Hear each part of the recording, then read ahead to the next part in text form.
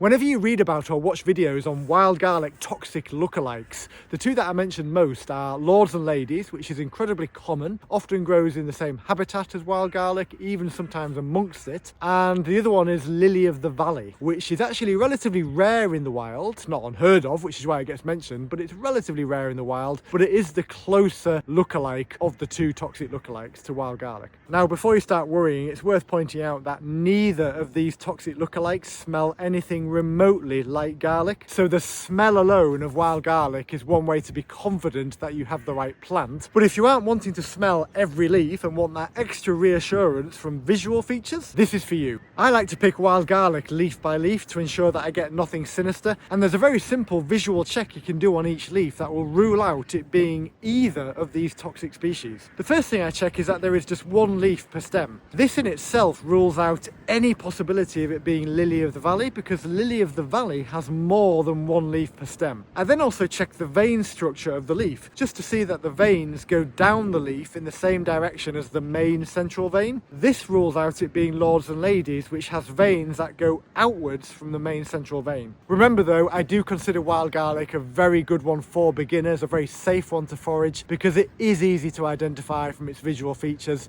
It's easy to tell apart from the toxic lookalikes. And remember, smell alone is a real important distinctive factor that will make sure you don't go wrong. One thing to remember though is that when you are handling wild garlic, you can obviously get the smell of wild garlic on your fingers.